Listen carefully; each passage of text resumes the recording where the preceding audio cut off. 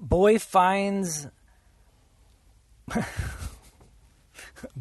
board game and experiences adventure.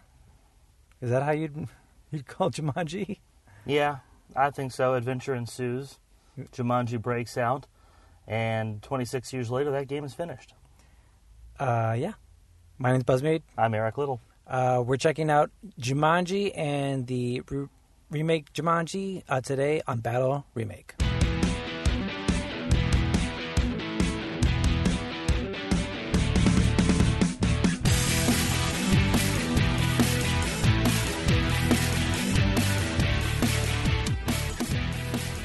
No, I don't go by that name anymore. Sarah Whittle? What do you want? 26 years ago, you played a game with a little boy down the street. A game with drums.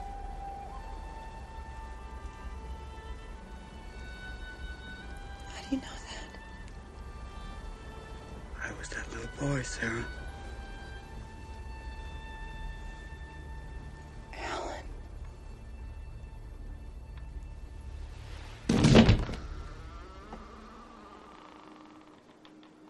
You killed her.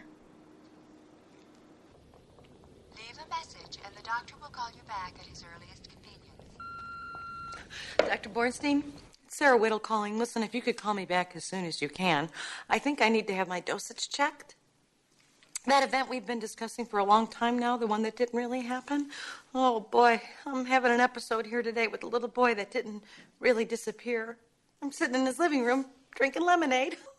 If you could call me, I'd really be interested in your interpretation. Thank you so much. Call me back 10 minutes before the hour. While we're waiting. Whoa! God! Sarah. No! Oh, no. Sarah! No! Sarah, please, Alan, come on, I Sarah. have spent over 2,000 hours in therapy convincing myself that this doesn't exist. See, what happened to you was so awful. I made up that whole Sarah, thing it about was you awful. turning into It this was little awful. person. It was awful. It really was. Crazy. It was real. No. It wasn't real, Alan. Your father murdered you and he chopped you up into little pieces. Sarah, come on. My dad did that. My father could barely hug me, let alone cut me into little pieces. 26 years ago, we started playing a little game. And now, we're all going to sit down and we're going to finish it. And guess what? It's your turn. All right, we're back. That was a clip from the original Jumanji, starring Robin Williams and Bonnie Hunt. Talk to me a little bit about your feeling on this older movie, Eric. Jumanji is one of those films that, for me, is a bit of a classic from growing up.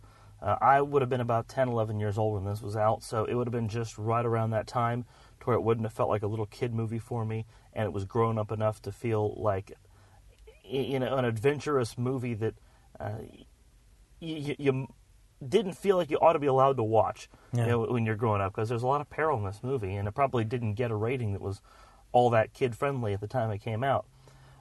This is a movie, for me, I probably saw, 4 or 5 times, I want to say, when I was a kid, you know, between the theater and TV and, you know, school functions, you know, where, you know, they have like an end-of-school party or teachers like, hey, let's throw on Jumanji. All right, you know, let's, you know, do that. And then I probably haven't seen it in the last 15, 16 years, you know, for whatever reason. So to rediscover this movie is a lot of fun. I enjoyed it. Forgot how deep this cast is. Yeah. And not only do you mention Robin Williams and Bonnie Hunt. Bonnie Hunt's a very underrated actress, by the way. Yeah. You got Beeb Newworth, you know, you got David Alan Grier, very underrated actor in supporting roles, and you've got 2 kid actors that really did a good job. And Kirsten Dunst. Yeah, Kirsten Dunst is in this, and Laura Bell Bundy, who is young Bonnie Hunt's character. So these are two kid actors who went on to do a lot in their career. It's a deep cast and a well-rounded cast. Yeah, I thought I just watched it last night, and I thought the thing that really carried it for me was the character work they do for the Robin Williams character, because he has flaws and he has them the whole movie, and he's not like your typical, you know, hero type that you'd find like in a type of like adventure movie like this. He has to grow into it because in the premise, he is sucked into the game. His character is sucked into this game early in the film and only freed 26 years later when two children of similar age that he was find the game by accident, by chance really, and play the game, thus freeing him from the game, and adventure kind of ensues from there, and they kind of figure it out as they go. So this is someone who's been isolated from society for 26 years. Right. I forgot how much he has to learn on the fly. That's one thing I didn't remember from this film. Mm-hmm. He has to learn things like his parents are no longer living. The house is no longer his. He's an adult male now. Yeah. A lot of the people that he knew then are gone and moved on to other things.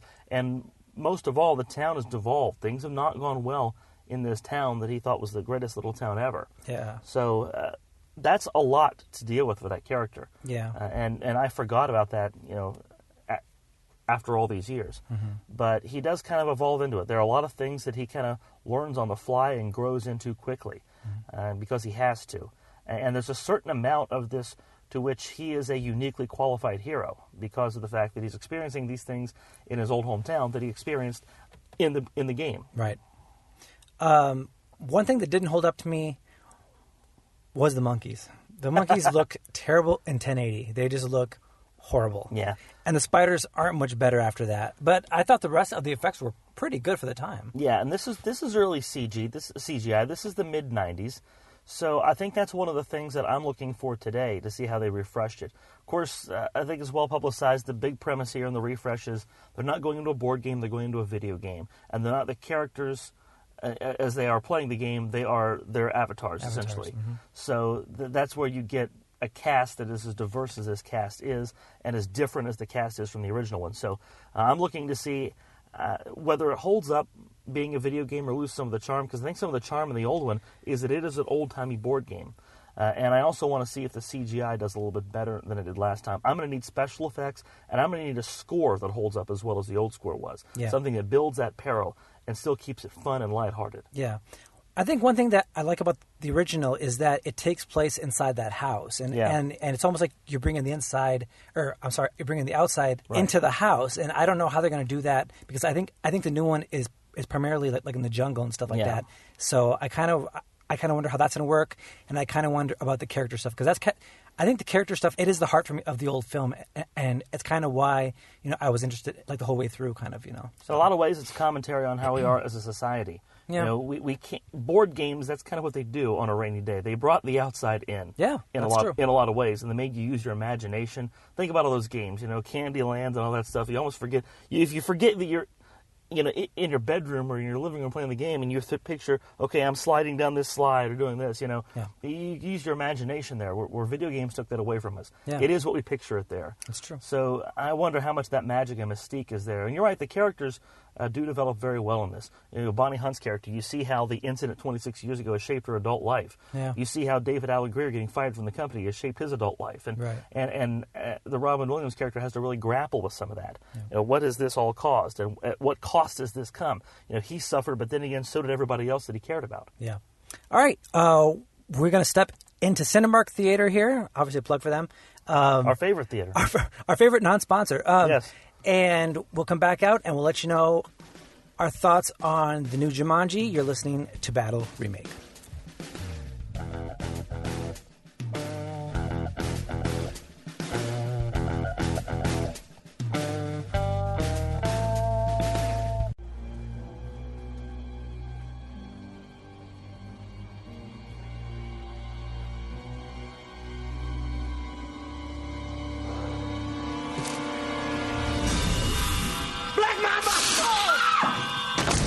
Black Mamba. Okay, trust one another and never blink.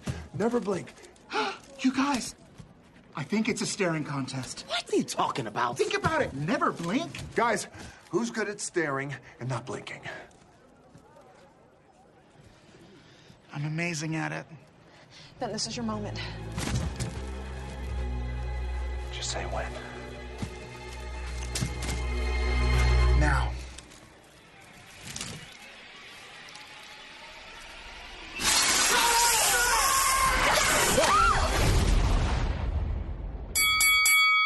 Welcome back to Battle Remake. Eric and I just came out of Jumanji. I found my Halloween costume. Which one? For next year. Which one are you going to I can be Gravestone. I think you can. I can pull that off, I think. Absolutely you can. I have to get in the gym. Sure. For like the whole year, pretty much. But yeah. I can pull it off, I bet. Well, I mean, this is the time for New Year's resolutions. Right, yeah. I'm sure Planet Fitness has some great deals. What did you think about this movie? Are you able to name a few things you enjoyed? I'm able to name a lot of things I enjoyed. Okay. I enjoyed this film a lot more than I thought I would, to be quite honest. Yeah, you wanted to put it on the worst list. I wanted to... Not having seen it at all. An unprecedented move, by the way. Not the worst list. If you remember, the category is most unnecessary remake. Yes. And I was highly skeptical yes. of the fact that this needed to be remade. Yeah. So I think when you and I were compiling the list of Indies nominees, yep.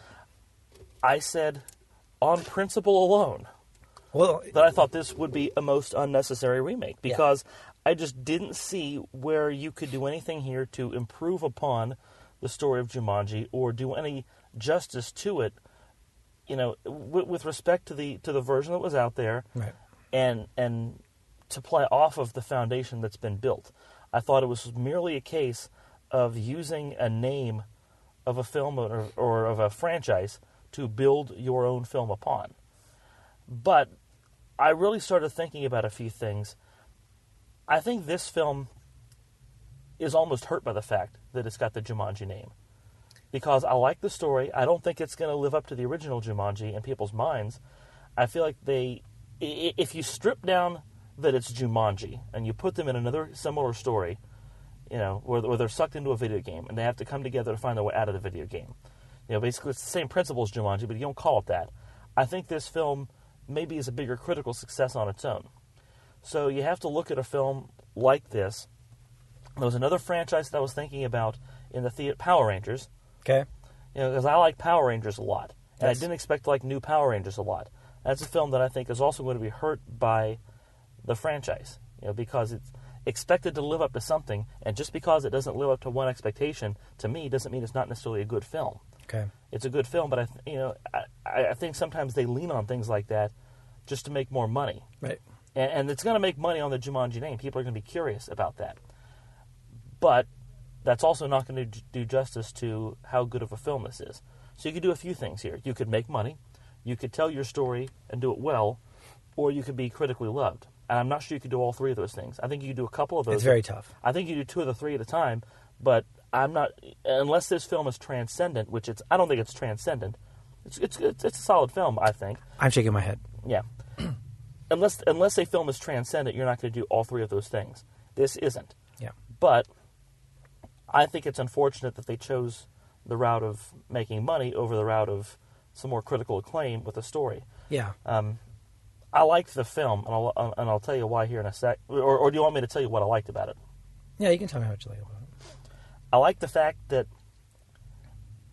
the characters in the game are the exact opposite of the way they are in real life.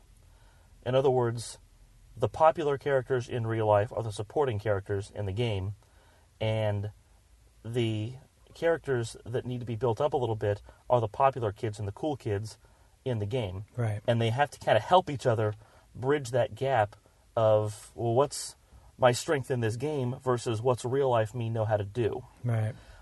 I thought, and then they come together once they have that confidence, and they find the fifth character who needs that confidence. Right. So they work well to give each other the things that they don't have.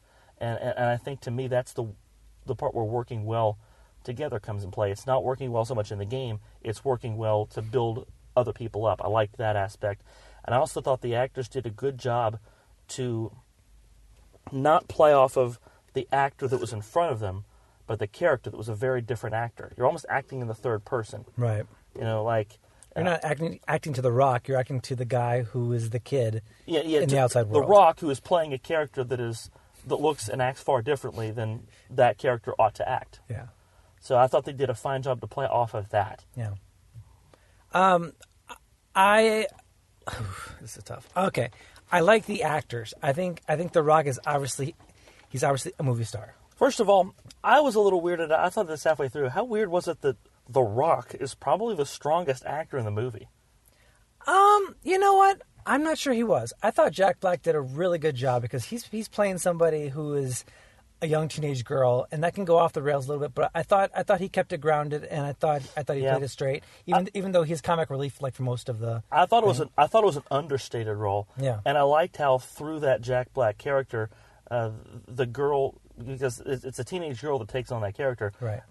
You could tell she found confidence in herself. Yeah. Through that and through the other character. But yeah. You're right. I think Jack Black was good too. I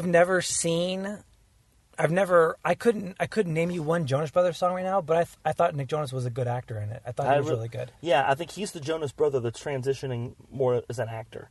And for some reason, I kept thinking Liam Payne, and I kept thinking Charlie Puth. But I don't know why I looked at the character.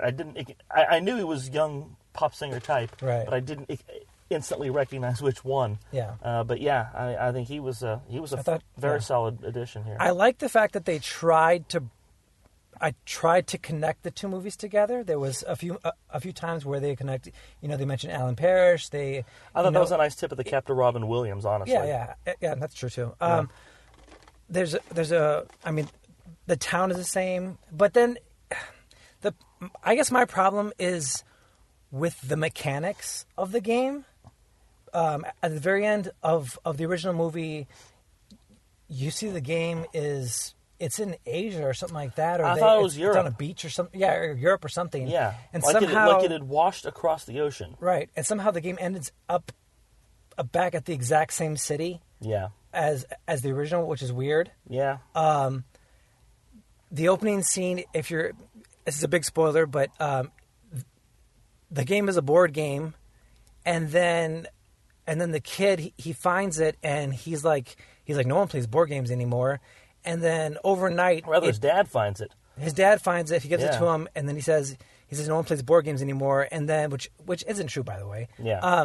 It transforms itself into a video game. Yeah. Which means like Jumanji's alive, and Jumanji has thoughts, and it can make a decision for itself, and right. And it just leads more to more questions. I mean, it's set a year after the original movie, and correct me if I'm wrong, but Buzz, didn't they have video games then? Yeah. They probably did. Yeah. So it just led to more questions, and then if you and another big mechanic thing is that is it a first player game, or like what do they call the games that you choose your adventure or whatever? And I don't play. Is it a role playing game? Is that what we're calling it? I'm not sure if that's. I know what term you're talking about. It's like. Are we talking about the view? Where Super Mario is lateral, right? And Crash Bandicoot, I'll use that example, is right. one where you're behind the character and you're kind of exactly, going with the character. It's like and I don't play video games, so I'm struggling to get something. I feel like a listener is probably going to be like, just kicking like themselves right Assassin's Creed or something like that, to where right. you are a person. I think it's in this game. I think first person is the correct. And there's term. like a story narrative and stuff like that. Yeah, I think first person. And my problem was I thought they didn't lean on that enough. Like it seemed like the game wasn't aware that it was a game, but at parts it was aware, and it was just kind of, well, like anytime they interacted with people, the people could only say video game like things, and which is great. I loved that part. Yeah, that's great. But then you're right. They should have exposed it more to take it off the rails a little bit more. Yeah, because the bad guys have their own narrative inside the game. Yeah, you don't. And then I was like, well, are they aware that they're in a game? Because if these people are aware, then it just didn't make sense. It just confused me kind of. I think he kind of writes it off by primary character versus secondary character. I think there are secondary characters like the tour guide, the boy in the bazaar, that are a little more two-dimensional than the rest. Yeah. I think it's like it's almost there's a choice as to which characters can do what versus other stuff. Yeah. If I had to make an educated guess as to why that was done. Yeah. But you're right. In a game like that, there's not necessarily one way from point A to point B. Yeah. Where like in old NES Super Mario Brothers, there is one way unless you warp. Right. It's still a two-dimensional thing. Yeah. So otherwise, you got the entire run of the jungle. How am I going to get from point A to point B? Yeah. And kind of finish the levels or whatever. And there was also moments that bothered me, like the whole peeing scene. I thought that was hilarious. But why is that in a game? If you're in a game, why are you peeing? Do you know what I mean? Yeah, no, It kind of took me out of the movie because I'm like, wait, this isn't part of the game.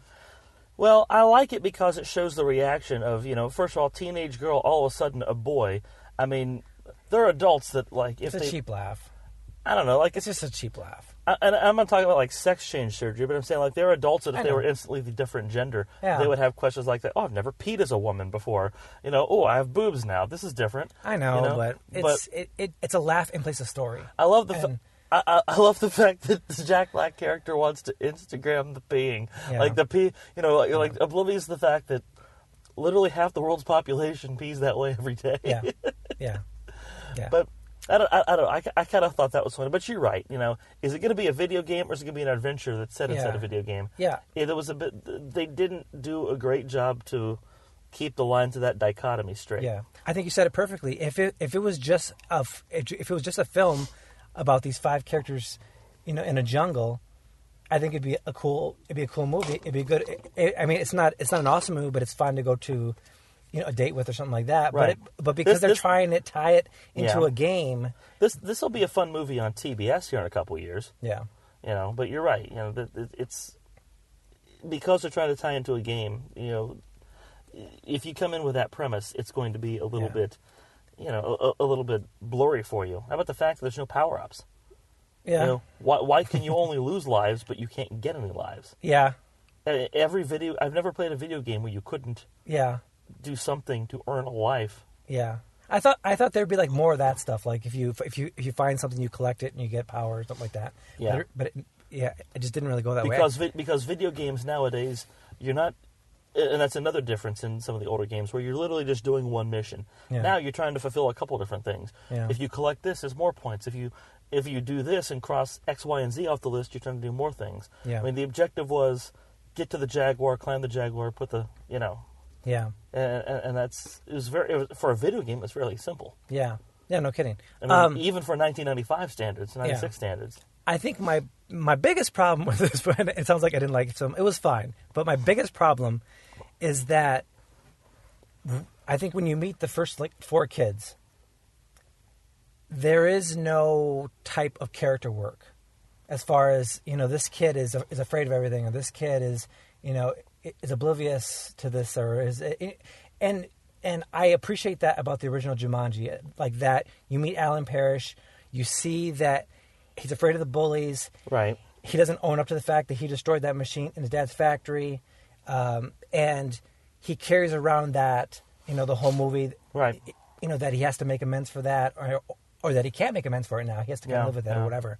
And that type of character stuff, I didn't get out of any of the 4 characters. I mean, it's like the deepest it goes is that well, I'm a cool kid and I don't recognize that there's other people in the world, or it felt really one note, really like real thin as far as character stuff. I see that, but I'll say this in the movie's defense: original Jumanji is deepening 1 character.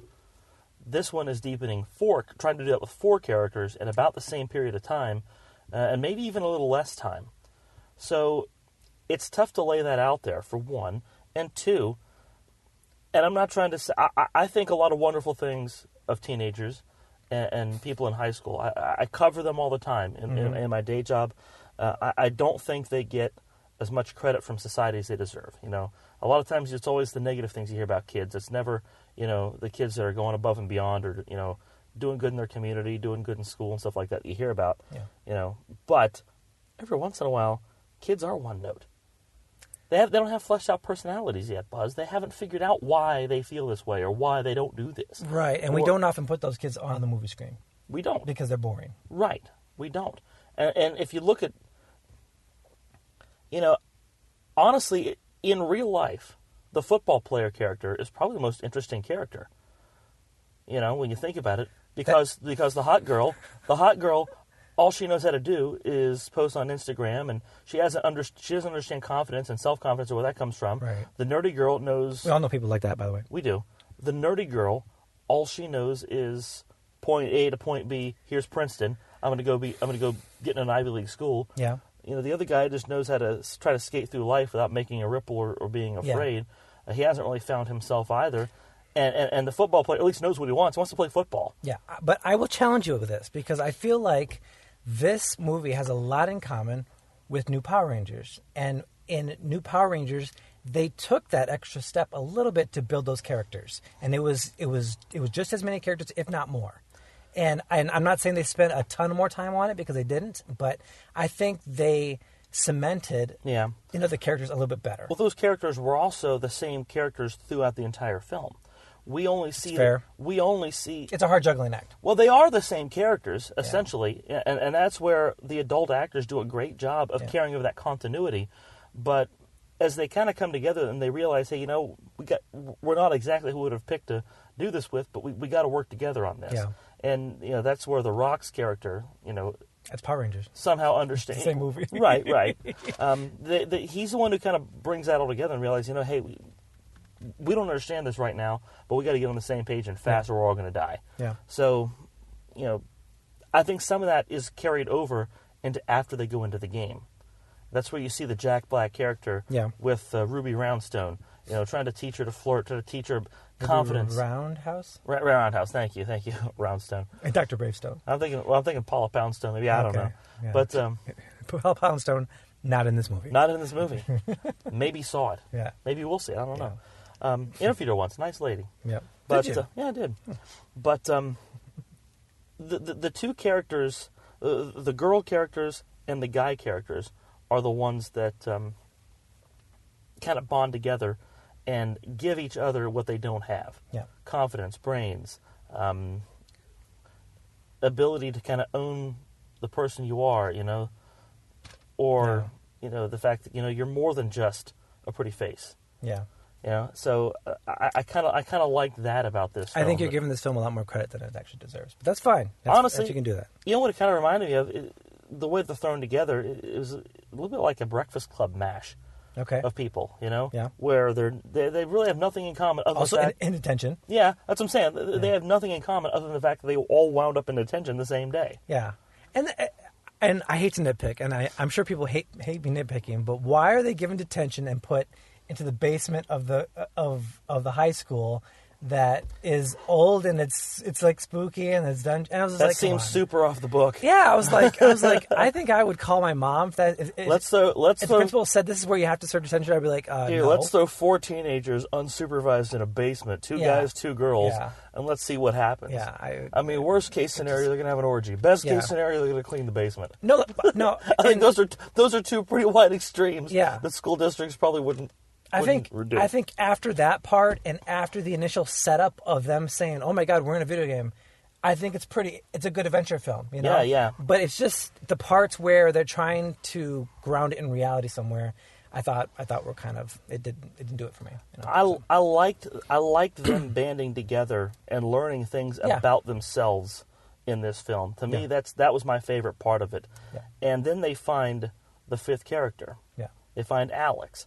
And, they realize that he has sacrificed a lot and he has suffered a lot too. Right. And so they kind of adopt him under their wing really quickly because they've learned by that point that, we're going to have to work together and get through this. Right. And, that he's the piece of the puzzle we're lacking at this point. So to me, when they beat the game and they meet adult Alex, that scene carried a lot of weight for me.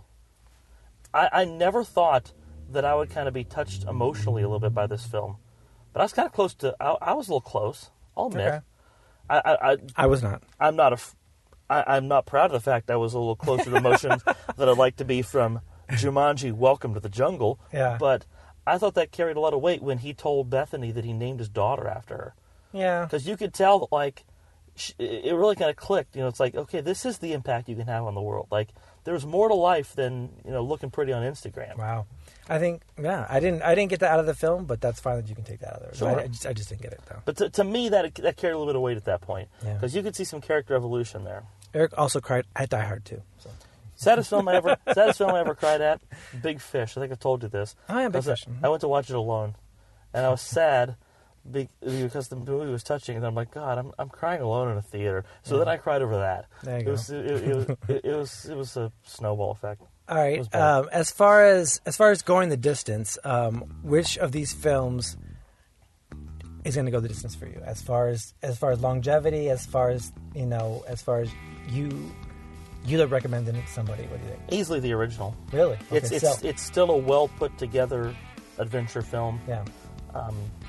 You're not going to beat those performances. Those are timeless performances by Robin Williams. It's true. For a guy that's got a lot of great performances in his life, and later in his career, for being a comedian, he transitioned to doing some harder, grittier stuff. Yeah, for sure. We saw him in Insomnia, in a really gritty role. Yeah. That is not a role that, if you told someone in the 1980s Robin Williams is going to play this role, like, no way. The comedian Robin Williams? Yeah, the guy who's out of his mind? Yeah. Unfortunately, now we know Robin Williams can go to some dark places in his mind. And, and that's, you kind of have to wonder if those roles didn't kind of, further along a process that was already in his mind and awaken some things that already were buried there. Yeah. But to me, this is my favorite Robin Williams kind of performance. Yeah, I was really impressed by it. Another movie that, and we can talk about this in a precast soon, during the red carpet premiere of this movie, I don't know if you heard about this, Kevin Hart, who's in this film as well, mentioned that he wanted to remake Mrs. Doubtfire. Oh, wow. Yeah, another Robin Williams film. I don't know. Just pillage all of Robin Williams films. Right. I don't know if there's anything behind that, like if that's even close to happening or whatever, but he threw it out there in an interview. That's interesting. Could be wishful thinking, could be just trying to fire an arrow across the bow and see what happens. Yeah. But I'm not sure he has the drama chops for that. Not yet. And I'm not saying he can't pull it off, but I haven't seen him in anything yet. That kind of makes me believe that. Arrow across the bow, by the way, but whatever. Yeah. Sorry, it's holidays, bows, whatever. But anyway, to me, that kind of performance is my favorite Robin Williams performance. Yeah, I thought. The Jumanji, something like Mrs. Doubtfire, where it's the heart. You feel like there's a character with heart there. Good Will Hunting. Yeah, or it's a warm character. Patch Adams. It's not a Hook. Right. Let's just keep naming. I mean, Robin Williams made these movies. These were like this is the 90s right there. Yeah. Like every great Robin Williams role of the 90s almost. But, and then, like you said, his career went to some different places. But to me, that holds up. Yeah. And to me, that's why this movie is so timeless. It's a great adventure story. It's a great story of finishing what you started. It's a great story of overcoming your fears and understanding that, you have to kind of come together on some things to overcome the obstacles that have been in your life for whatever reason. Yeah. And not that the remake doesn't do that, but boy, it's tough to give any, remake the heart of the original film. Yeah. Or of this original film. Yeah. I'll say. I'll be honest. That's all I ask, Eric. Yeah. I was all over the fact that this starts with a washed-up board game on the beach. Yeah. I was like, okay, let's go. Buckle up. I was into it. Yeah. From that get-go. Yeah. But you know where I thought it was going to go? No, tell me. I thought it was going to inspire a software programmer. That's what I thought too. I had that. Or a video I had game. that for a moment. I was like, "Oh, this guy's gonna see it. He's gonna say, oh, yeah." Yeah, he's gonna need an idea. Yep. That's why he collects old stuff. That's why we think alike. And he's gonna build this whole video game, and the prototype's gonna be what sucks people in. And you know what? It felt like someone had that idea. They couldn't figure it out, and they said, "Well, the box just transforms itself." Yeah. And they're like, "Okay, yeah, great." Yeah. And then they said, and they just never went back to that page and fixed it. Yeah. It had me at the get go, and then about 2 minutes later, You're like, totally okay, right. this is. You're totally right. Yeah. This is dumb. Yeah. It didn't hinder my enjoyment of the film, but I was like, they could have done better there. Yeah. And to be clear, I don't think this is a terrible film by any stretch of the imagination. But it's not going to hold a candle to the original. No. I mean, it's just not. So. And it's for the reasons we talked about. This is going to be a fun movie to watch on cable someday. But you know what also is a fun movie to watch on cable? The original Jumanji. Yeah. I mean, that when you were watching that, to do this show, it kind of took me back. I mean, I don't know if it did for you. This is what it was. I mean, like, we've had this on the schedule for the whole year. Yeah. And I meant to watch it, and my feeling was, Jumanji, not really in the mood to watch Jumanji. Yeah, same here. And if I were to see the movie, I would be like, not in the mood to put it on. Right. I put it on, and And like Alan Parrish, it sucked me in. Yeah. And I was like, oh, okay. Yeah, character stuff. Yeah, okay. Oh, story. Okay, yeah. And it was through that I was like, oh, this was a good movie. And so it's not something that jumps out at me, just to put on like, right. A Big or like an E.T. or something like that. But it is a solid movie. Yeah. And with better CGI, I mean, it would hold up today. You're not doing anything else on a rainy Saturday afternoon. Yeah. Throw Jumanji on. Yeah. And I was the exact same way. Ironically, I found the original Jumanji like a board game, where it sits on your shelf for years and years and years, and you think, you know what, that's fun, but not today. Yeah. But not today. And then finally, you do find a today, and it is what you remembered. Yeah. And I was surprised to see how well it's held up, because we've talked about movies from the 90s or from years before that we liked, that just didn't hold up the way this one does. That's true. And boy, did the original hold up well. Yep. So, and again, I'm with you. Not that I didn't like the remake. I was a fan of this film. Yeah. It's a fun film. Yeah, it's cute. I think it's going to be hurt by the fact it came out the same holiday season as Star Wars. Oh, yeah, definitely. Correct me if I'm wrong, but didn't Jumanji, the original, come out during the holiday season? Probably, yeah. I feel like it's a film that keeps coming up during the holidays, despite the fact that it has nothing to do with Christmas, really. It does. The last scene is Christmas. Oh, yeah. I was like, oh, yeah, Christmas. They're at a Christmas party, yeah.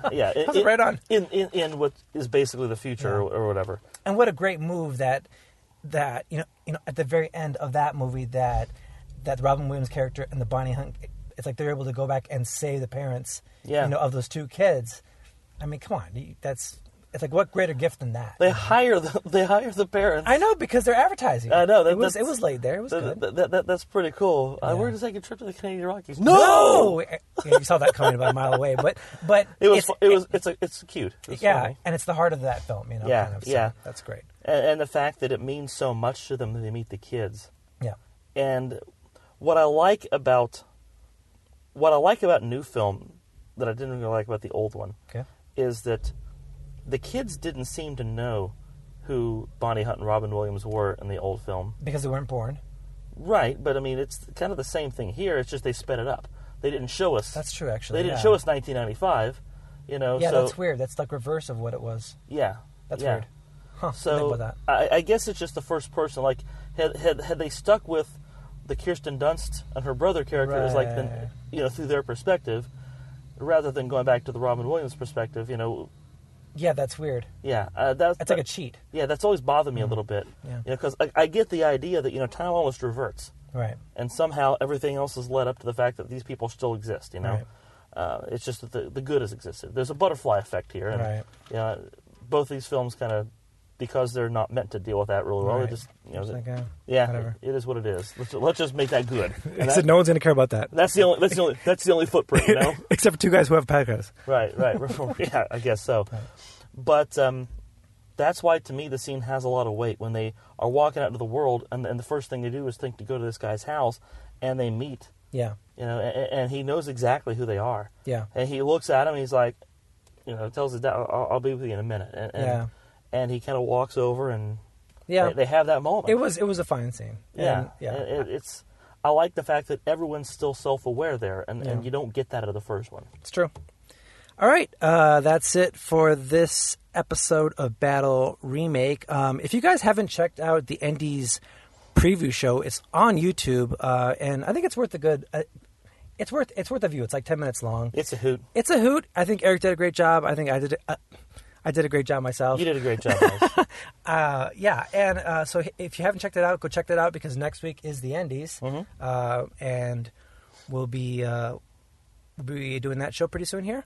Otherwise, follow us on Facebook, and you can see what's coming up on the future episodes for next year. Yeah, it's a big 2018 we've got planned, and if you've watched a couple of these episodes or listened to a couple of these episodes lately, you'll notice some format changes. Yeah, and we're excited about that. Yeah, I love last week's episode. It was. I have to listen to all the episodes, and I thought it was a really easy listen, and like what little feedback we've had on the podcast, I do listen to, and I want to try to accommodate people and stuff like that. So So I think the shorter episodes, I think I'm gonna like that. I think you're gonna like that. Well, I think listeners will like that too. So I think so. We'll go from there. We are people pleasers, and if you want more of us, We'll find ways to accommodate. Exactly. My name is Buzz Mead. I'm Eric Little. Until next time, have a good time all the time.